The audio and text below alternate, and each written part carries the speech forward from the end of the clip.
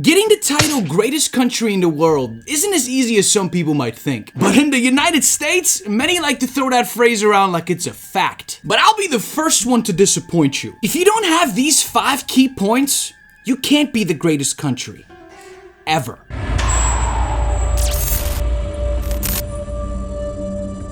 You know, I can already feel it. My comment section filling with right-wing conservatives and their knowledge of the economy. And when I tell you, I will make a high Vegas bet on this shit.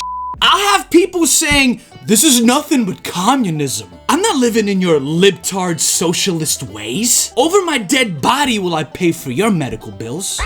You already do. You already do, Cupcake. What's crazy is that I've actually mentioned these 5 key points to strangers that I met in the streets, people I didn't even know. And come to find out, so many Americans don't even know the things that we're about to get into. 200 sovereign states on our planet, 183 have all the things that we're about to talk about. Only a handful of countries don't have these basic human rights, and we are one of them. And can we ask ourselves why? Why don't we have these things? And honestly, I don't want to get into it because I'll completely get off track. It's racism and greed. Racism and greed are the reason why we don't have these things in the United States. But here are 5 key points that make a country actually great. Key point number 5, paid maternity leave. Alright, let me knock this one out first because I know that there's some companies that do provide maternity leave to many mothers. The problem is the time frame they get to come back to work. And almost all of these, sometimes first-time mothers, don't even get paid for that short time off. That's the problem. And the only company that offers a full year of maternity leave, you won't believe this, I've talked about them before. Netflix. Netflix has the audacity to donate to anti-LGBTQ plus politicians, but then they do some shit like this?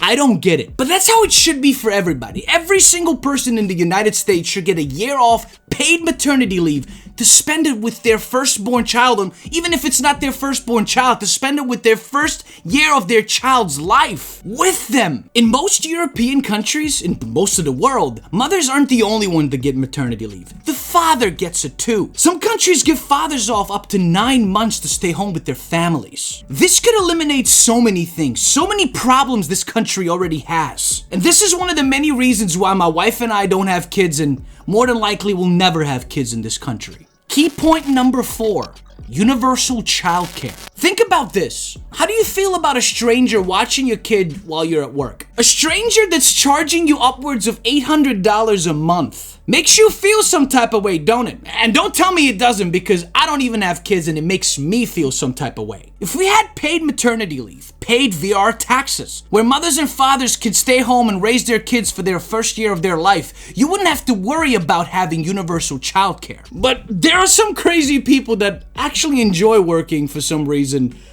Having said that, you should still have universally tax-paid childcare. If you do have to work, which most of us have to, you shouldn't have to pay an astronomical amount of childcare just for you to go to work. Just for you to have a place to live and some groceries and a couple other bills, your internet, cell phone bill, and then your $800 childcare bill. And then once you paid all of the other shit, including that, you won't have anything left. What kind of life is that? You can't even enjoy your life, man. Because America is only about people that work. Work. Hello, boys. Have a good night's rest. I missed you. Key point number 3. 5-week paid vacations. Oh, and now I know that I've pissed off every single conservative right-winger on the internet. Get paid to go to vacation? Oh, hell no. That don't fly with these people. And guess what, conservatives? Come a little closer to the screen. You're the one that's gonna be paying for our vacations via your taxes. I bet that pisses you right the off, knowing that us socialists want you to pay for our vacations via your taxes. But seriously, think about it. Think if you didn't have to work 6 years at a company you know you hate just to get 4 weeks paid vacation. Imagine getting it right as you start, which every company would have because it would be federal law and it would be paid via our income taxes. Not only would life improve, but people would be happier. Ask half of Europe, and more people would potentially invest in things that could actually help the country. Socialism isn't as scary as they untruthfully try to tell you. Key point number 2, universal college. Since I've started this online gig, I've noticed that so many people here in the United States are immensely uneducated. So many want to go to college, but they can't because it costs as much as a house now to get a degree. Imagine a country where everyone could go to college and not put themselves in massive amounts of debt. You wouldn't have to be bribed by a government's country to join the military, to put your life on the line for a country that's been at war since it started, just so you can get an education, just to get a degree so you can get a good job. Or a job with decent pay. And I think people at McDonald's and Burger King should get paid $25 an hour because no matter what job you have, you should have a decent life and not have to struggle to survive, dude. And key point number 1, universal healthcare. I've actually talked about this particular topic many times. I'm very passionate about it. It's very personal to me next to immigration. I believe if you even want to be considered the greatest country in the world,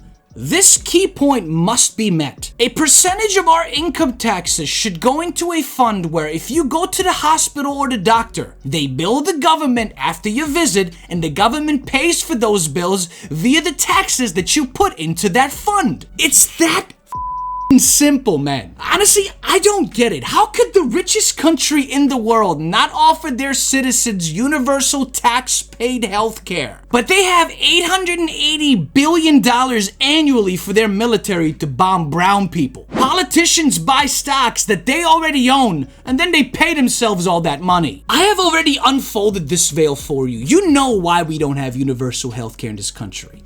Greed and racism. 2 things that keep capitalism going and that'll never ever go away in this country as long as we don't do anything about it. And they love when we don't do anything about it. I've said this before, this country was literally built on greed and racism. Period. We can vote and scream on top of our lungs, blue wave. We don't need a blue wave. We need a blue tsunami. A tsunami of millennial and Gen Z voters, and know that we are the biggest voting bloc in the United States. They would never touch us. They couldn't even bust us. And if we ever want any of the 5 things that I just mentioned, that's what needs to happen. These 5 key points, half of the world, if not more than half of the world, acknowledges them as human rights. A natural thing to have for a healthy and good life. I can already hear conservatives typing. I feel like that's so Raven right now. If you gaze into the future, you think life must be a breeze. What are your thoughts on this? Leave them below and I'll see you in the comment section. But dive deeper into this topic with me. Find out why we actually don't have universal healthcare in my next video right here. And if you can, please support the channel on Patreon. Get early access to all of my videos, private lives, podcasts. Come be part of my podcast privately on my Patreon. I'll leave those links right here in the description below. I hope to see you there. Don't forget to subscribe for weekly leftist videos. And I am